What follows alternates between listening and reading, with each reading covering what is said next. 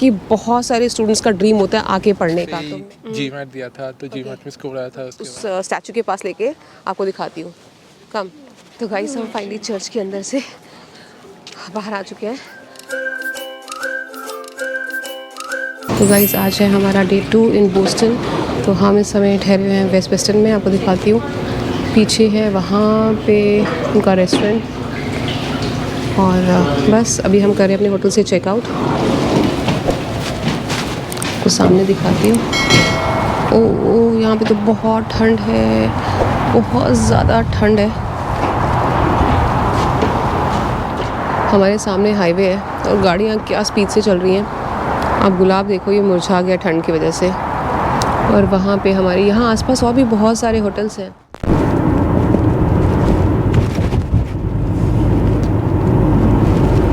तो हम इस समय क्विंसी कॉनकॉर्ड में, और सामने है ये बोस्टन का downtown, if I am not wrong. Yes, this is Boston downtown. तो हम जो है बोस्टन शहर में घुस चुके हैं एक बार फिर से, और सामने आप देखिए, और एक बार फिर से धूप नहीं है। एक बार फिर से। और बहुत ज़्यादा क्राउडेड यहाँ पे ट्रैफिक है। एक वेब बिछा है इन सड़कों का ऊपर नीचे, और ये मैडम गूगल मैप के बिना यहाँ चलना इम्पॉसिबल है। हाँ, ये गूगल मैडम भी ना, हमें जाना कहाँ है? ओले, हमें नीचे जाना था शायद। Keep right at the fork to continue on exit 134B. अच्छा हुआ। 134B में जाना था, 134A में आ गया है। Continue on I-93 north for 1 mile. हमने ले ली है गलत सड़क, और हमें शायद ऊपर जाना है कि नीचे जाना है? नीचे ही जाना है शायद। हमने फिर Continue गलत for half a mile. हम गलत पे गलत सड़क लेते जा रहे हैं।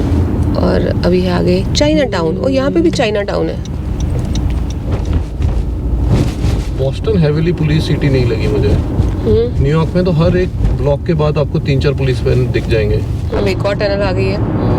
बस टनल्स ही टनल्स हैं। शायद लोग इतने सारे टनल्स देख के, इतने सारे लेन्स देख के घबरा जाते हैं, क्योंकि एक ही सड़क पे इतनी सारी लेन्स हैं। तो क्या टनल के अंदर भी ओवरटेकिंग चल रही है धड़ाधड़, और 4 लेन्स इकट्ठी फुल स्पीड में निकल रही हैं, और हम लोग भी लेन जो है अंदर से चेंज क्रॉस कर रहे हैं। एक्सट्रीम लेफ्ट लेन से हम एक्सट्रीम राइट लेन में आए हैं टनल के अंदर।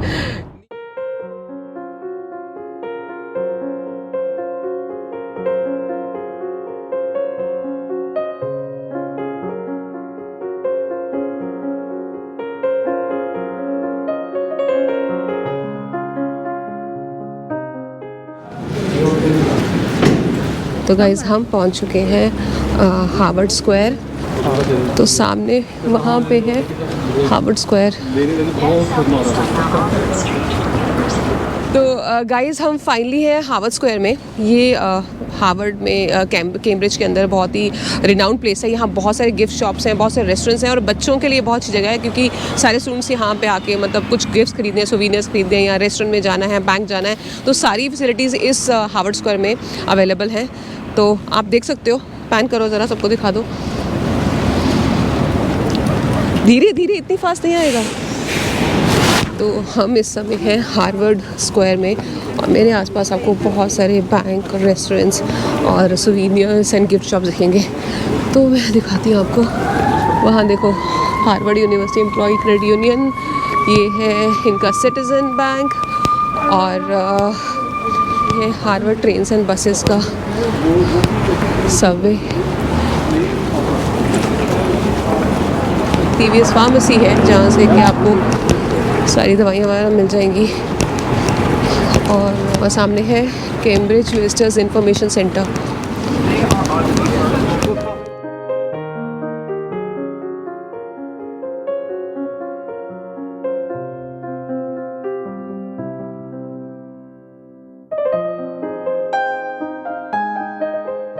सो गाइस, मैं हूँ उस जगह पे जहाँ पे कि बहुत सारे स्टूडेंट्स का ड्रीम होता है आके पढ़ने का। तो मैं हूँ अमेरिका के सबसे oldest and the most prestigious institute Harvard University के बाहर। तो चलो आपको लेके चलती हूँ अंदर। Welcome to Harvard Yard. तो हम जा रहे हैं हार्वर्ड यार्ड के पास। अब हार्वर्ड यार्ड में आपको बताऊं, एक्चुअली जो हार्वर्ड यूनिवर्सिटी है ना, वो 209 एकड़ जगह में फैली हुई है, और जो हार्वर्ड यार्ड है ना, बिल्कुल उसके सेंटर में है। अब ये हार्वर्ड यार्ड क्या है और यहाँ पे क्या क्या चीज़ें हैं, अंदर चल के देखते हैं। और ये कुछ सिटिंग अरेंजमेंट है मस्त, यहाँ बच्चे बैठ के जो है बैठ सकते हैं, कॉफ़ी भी पी सकते हैं, पढ़ सकते हैं। और ये है पीछे वहाँ पे लीमन हॉल।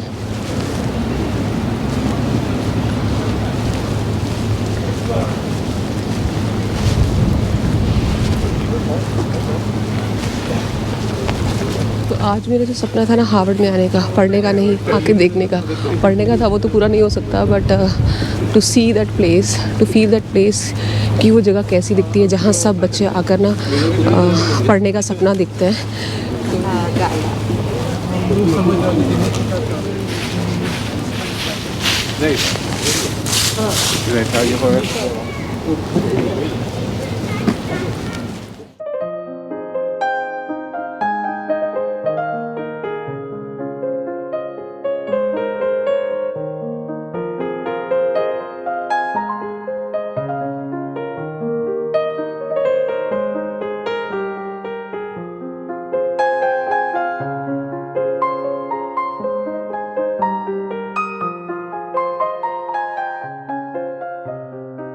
हार्वर्ड यूनिवर्सिटी जो थी वो बनी थी 1636 में।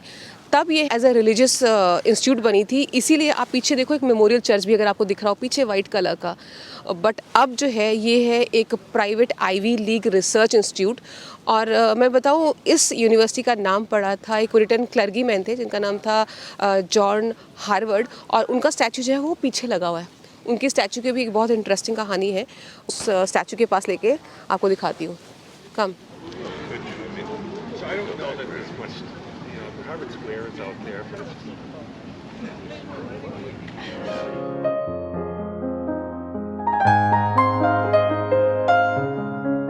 तो गाइज़ ये है जॉन हार्वर्ड का स्टैचू। और जब बच्चे जो है अपनी ग्रेजुएशन और पोस्ट ग्रेजुएशन कंप्लीट कर लेते हैं ना, तो वो ये जो यहाँ पे कॉपर कलर का जो इनका शू है इसको टच करते हैं। मैंने सुना है कई लोग तो इस पे बच्चे पी भी करते हैं, and they have to rub their hand on this shoe. और he is a great John Harvard, जिनके नाम पे कि ये हार्वर्ड यूनिवर्सिटी का जो है नाम पड़ा है।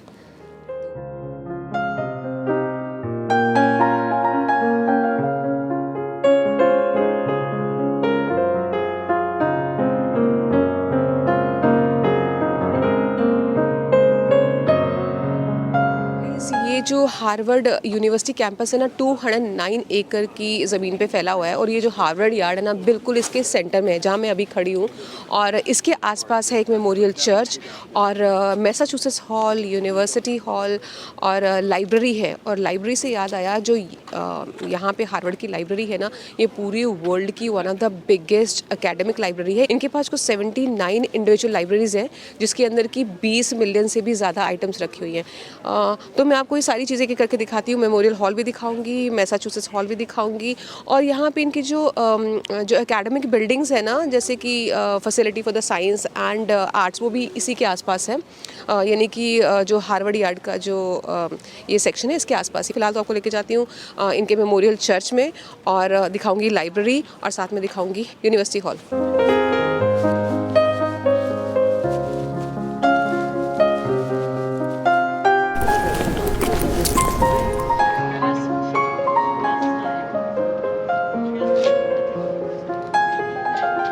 तो गाइज़ जो हार्वर्ड यूनिवर्सिटी है ना, इसका ओरिजिनल नाम था हार्वर्ड कॉलेज।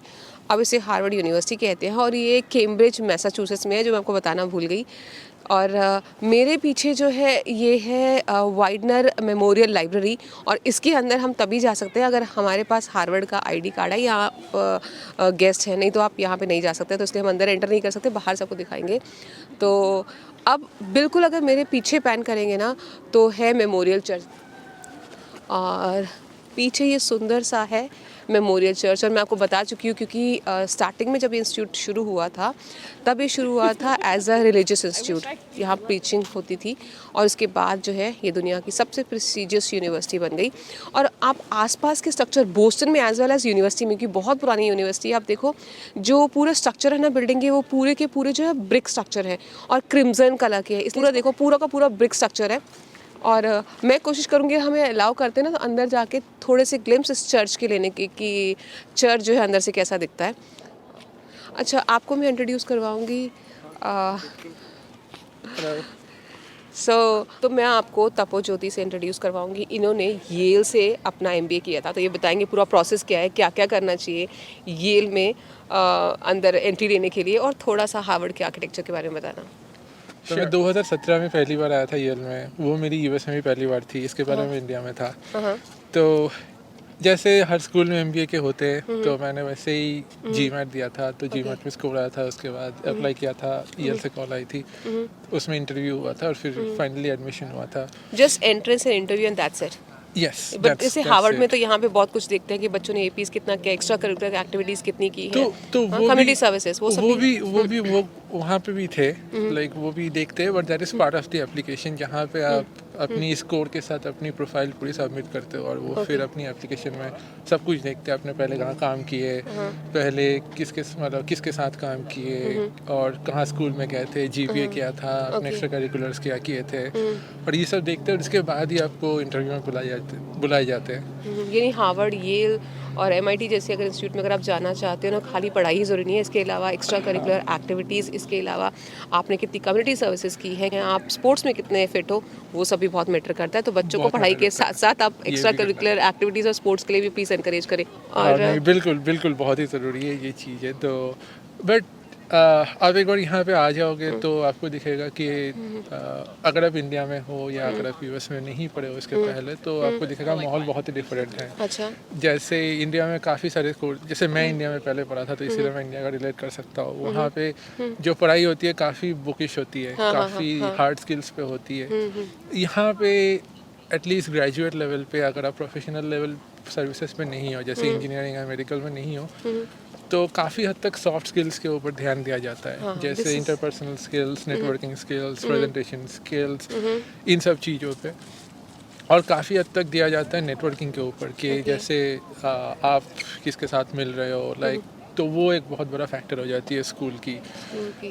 और एक चीज़ जो इम्पोर्टेंट होती है ये स्कूल्स की, कि आपको एक्सपोजर जो मिलती है, क्योंकि इनकी ये स्कूल्स की जो ग्रेजुएट्स होती हैं या इनकी जो एलुमनीज होती है, ये हमेशा कहीं अच्छी जगह पे बैठे रहते हैं। जैसे काफ़ी सारे हार्वर्ड के जो एक्स एलुमनाइज है, वो प्रेसिडेंट बन चुके हैं, सुप्रीम कोर्ट के जजेस बन चुके हैं, EL के भी बहुत सारे ऐसे हैं। तो कोई फेमस प्रेसिडेंट के नाम बताओ। येल के आपका बुश था और क्लिंटन था। Obama was Harvard undergrad. तो गाइस, ये नोट करने वाली चीज़ है, हमारे इंडिया में जितनी भी जो नॉलेज है ना, सब बुकिश है, और वहाँ पे आपका जो ग्रोथ है, आपके जो पूरी पर्सनालिटी डेवलपमेंट और प्रेजेंटेशन, हम उस पर बिल्कुल ध्यान नहीं देते बच्चों के। बस एक जगह बैठे रहो कमरे में, पूरा 10 घंटे पढ़ के बाहर निकलो। बट यहाँ ऐसा नहीं है, यहाँ आपका पूरा पर्सनालिटी, आप कितने जो है सोशल हैं, कितने ज़्यादा आप सोशली एक्टिव हैं, आपका जो नेटवर्क कैसा है, और आपका जो है बाकी जो स्किल्स हैं वो कैसे हैं, तो ओवरऑल डेवलपमेंट में बहुत ज़्यादा जो है वो बहुत इम्पॉर्टेंट है। और ये एक्चुअली मैं एक्सपीरियंस करी, जो मेरे बच्चे यहाँ स्कूल्स में जा रहे हैं, कि बुक्स बिल्कुल साइड पे है, ज़्यादा सॉफ्ट स्किल्स और आपकी कम्युनिकेशन स्किल्स और एक्सपेरिमेंट्स पे, हर चीज़, हर टॉपिक एक्सपेरिमेंट करवाया जाता है, फिर उनसे लिखवाया जाता है। और आप कोई भी चीज़ ना कॉपी नहीं कर सकते हो, you have to just give your own thoughts. अगर कहीं से कॉपी करें, you have to mention that कि मैंने इस साइट से और इस बुक से कॉपी किया है। तो ये अच्छी बात है। वो एक्चुअली बहुत इंपॉर्टेंट बात कही है मैम ने, कि communication skills is very important for जो US में पले बड़े नहीं है उनके लिए, क्योंकि इनकी स्टाइल ऑफ कम्युनिकेशन अलग है, कल्चर भी थोड़ी सी अलग है, तो उसके साथ अडॉप्ट करना बहुत इम्पोर्टेंट है। बट अच्छी बात ये भी है कि अगर आप ऐसे एनवायरनमेंट में रहते हो, ऐसे एक्सपोजर होते हैं, देन आपके साथ बहुत सारे दरवाजे खुल जाते हैं। काफ़ी जगह पे जहाँ पे अदरवाइज आपको एडमिशन या एंट्रेंस नहीं मिलती, वहाँ पे आपको एक रूट या चैनल बन जाता है। तो वो बहुत बड़ी एक एडवांटेज है। Thank you so much. And आप थोड़ा सा कुछ हार्वर्ड के बारे में बताएंगे। हम तो यहाँ नए हैं, आप तो यहीं भी बोस्टन में रह रहे हैं, थोड़ा सा कुछ आर्किटेक्चर के बारे में, क्योंकि मुझे चारों तरफ ब्रिक स्ट्रक्चर दिख रहा है। मे बी ये सब पुराना है। हाँ, ये एक्चुअल में हार्वर्ड बनी थी लाइक 17th सेंचुरी में, आई थिंक 1636 में बनी थी।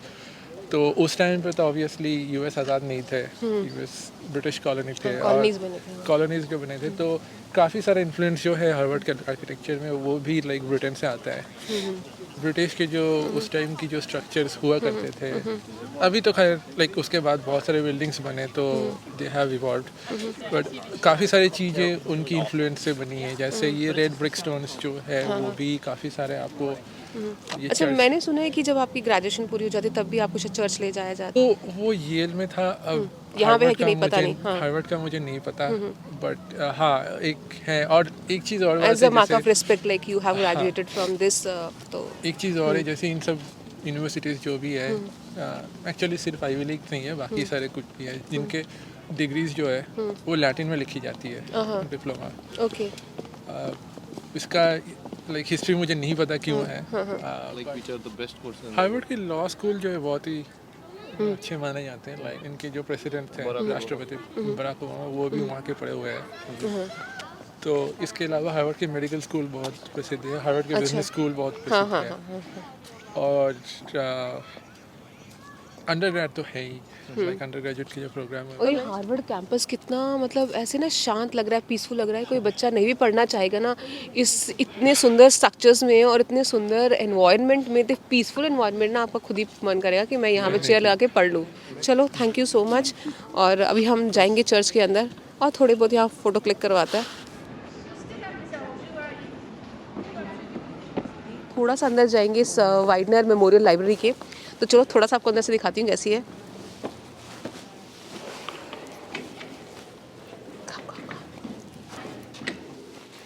तो ये वो सेक्शन है, हॉल है, जहाँ तक हम आ सकते हैं। इसके आगे जो है आईडी की ज़रूरत है, सिर्फ हार्वर्ड के जो स्टूडेंट्स हैं वही अंदर जा सकते हैं। हम लोग खाली सेक्शन तक आ सकते हैं और थोड़ा सा अंदर पैन करेंगे तो शायद लाइब्रेरी के अंदर भी दिखेगा।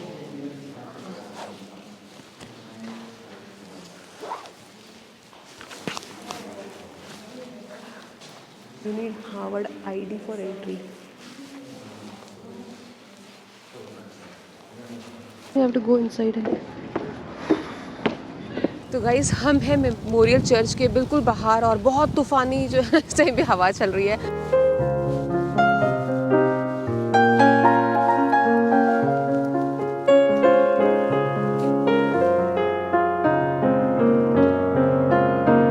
गाइस, हम फाइनली हैं चर्च के अंदर और मैं यहाँ ज़ोर से नहीं बोल सकती हूँ। और पीछे देखो चर्च कितना खूबसूरत है। मुझे लगा था अभी अंदर आने का मौका नहीं मिलेगा, बट हम अंदर आ गए। मेरे पीछे है चर्च और आप चर्च देखिए।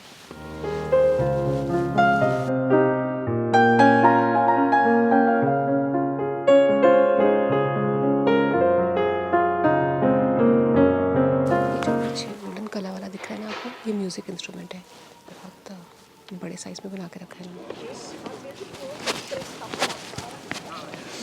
तो गाइस, हम फाइनली चर्च के अंदर से बाहर आ चुके हैं। बाद में उन्होंने हमें बोला कि फ़ोटोग्राफी अलाउड नहीं थी, बट हमने फिर भी कैप्चर कर लिया थोड़ा बहुत आपके लिए, तो आप देखिएगा। चलो,